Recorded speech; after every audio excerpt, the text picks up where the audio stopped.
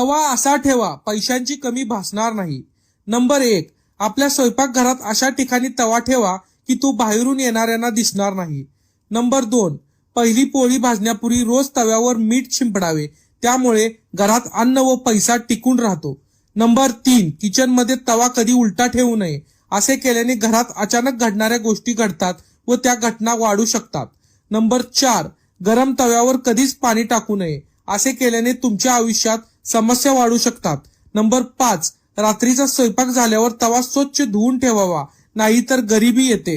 हा स्वयंपाकघरातील खूप महत्वाची वस्तू आहे, तर तव्याचा हा उपाय करा, पैशांची कमी कधीच तुम्हाला भासणार नाही। व्हिडिओ आवडल्यास लाईक व शेअर करा।